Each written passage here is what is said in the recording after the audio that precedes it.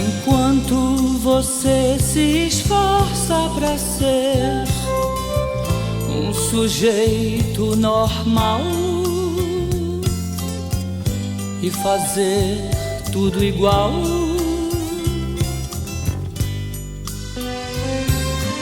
eu do meu lado aprendendo a ser louco, um maluco total, na loucura real.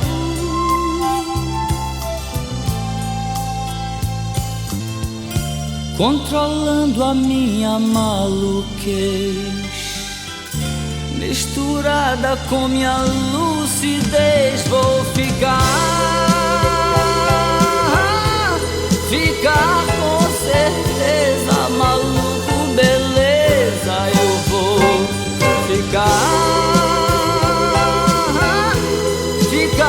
com certeza maluco, beleza. Deu show e tal, todo mundo no micro-ônibus, na van, sei lá, vamos de ônibus, sei lá pra Santo André. Chegou lá, entramos no camarim lá, é um ginásio, na Hora Maçã, camarim não, nos alojamentos, a gente entrou lá, ficou esperando a nossa vez de tocar, e o Raul com a gente. Aí chegou na hora do show do Marcelo, entramos, começamos a tocar. Tocamos lá, sei lá, umas 4 músicas, 4 ou 5. Aí o Marcelo anunciou. O Marcelo falou, bom, ali estava lotado, eu lembro que estava lotado, não sei qual é a capacidade, mas 3.000 pessoas, lotada no lugar. Aí o Marcelo falou, depois dessas 4 ou 5 músicas, o Marcelo chegou no microfone e falou, eu quero chamar aqui o rei do rock do Brasil, o senhor Raul Seixas. Bom, ninguém sabia nada, quer dizer, se alguém sabia, era assim, uma minoria da organização. Imagina, o público não sabia nada. A hora que falou, vou chamar o palco, Raul Seixas, aquela porra, bicho, ficou assim, enlouquecida, assim, né? E, na realidade, foi a primeira vez que eu me dei conta do que era o Raul, assim, o mito dele, né?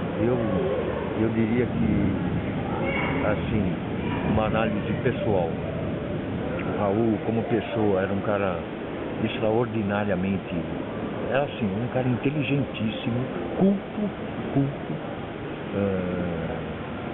ao mesmo tempo muito louco, né? Ele tinha problema com o alcoolismo, né? Morreu por causa disso, de tanto beber, verdade é essa. Mas eu acho que por um outro lado, acho que foi uma escolha dele, ele sabia o que ele estava fazendo, ele era um cara muito consciente. Como eu falei, na época a gente, no meu caso, eu não tinha muita noção do tamanho, do que o Raul Seixas representa, e no caso representava na época, porque tanto aquela época, 20 anos atrás, como hoje, nós temos poucos artistas que retratam o Brasil como se você estivesse assim, pegando uma banana e descascando. O Raul Seixas, ele era especial também nesse aspecto. O Raul, como ninguém, ele abordou numa época que ainda não era tão normal, tão comum o pessoal falar sobre política, até se voltar contra ideias do governo, governamentais, ou ações sociais. Hoje a gente vive muito de ONGs, de instituições, de organizações, mas nos anos 70 era muito a atitude e as palavras das pessoas que estavam cantando, escrevendo, e o Raul, inclusive, sofreu muito com isso, pelo ponto de vista dele mal interpretado diante do governo, a Polícia Federal. O Raul foi deportado na época. Outros artistas da Tropicália, como Gil, Caetano, tiveram também esse desprazer, mas o Raul, eu lembro, contado por ele, que ele estava com o disco Guita, estourado aqui no Brasil, e ele estava durando o Kid em Nova York. Foi quando ele conheceu o John Lennon, tudo isso é verdade. E ele estava deportado.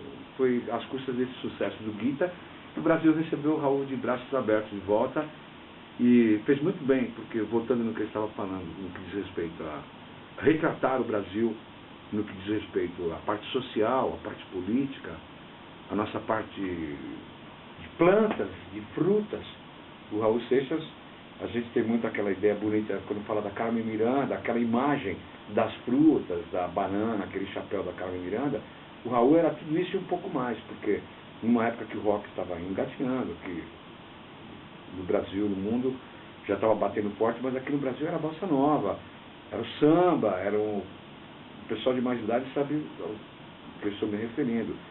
Mas o Raul Seixas, ele veio com exemplos, como posso falar para vocês, como Capim, né? Onde o Raul fala das plantas, um sítio pequenininho lá no sertão esse sítio realmente é uma história muito interessante, onde ele fala das aves, das plantas, da manga, do capim. As pessoas interpretam um pouco errado a coisa do Maluco Beleza. O Maluco Beleza, dito pelo próprio Raul para nós, uma vez eu perguntei para ele, a resposta que eu tive dele é que o Maluco Beleza é o pai de família que consegue sobreviver dignamente com um salário mínimo em um país de tantas diferenças, né, mano? Social e financeira, uns com tanto, outros com tão pouco.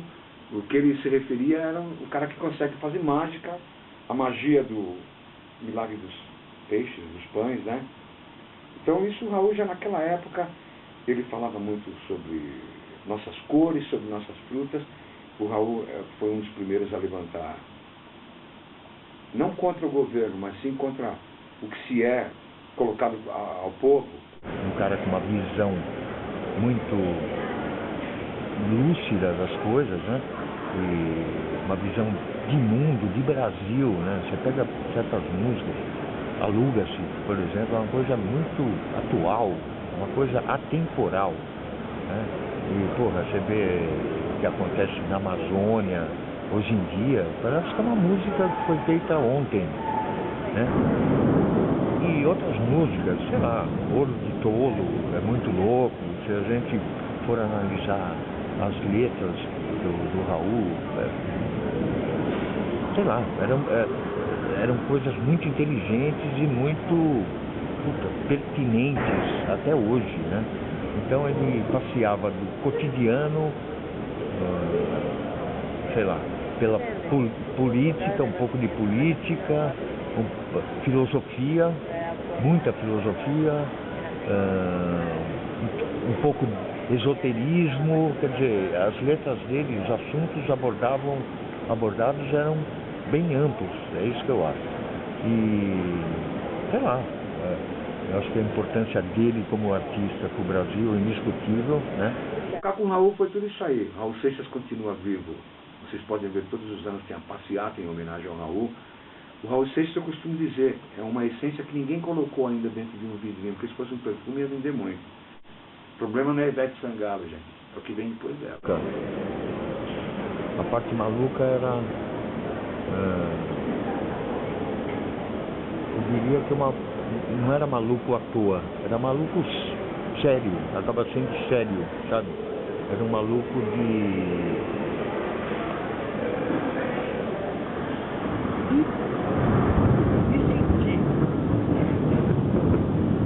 sentir assim, o próprio país dele, o próprio povo, a cara do povo. Então eu acho que essa maluquez dele era só para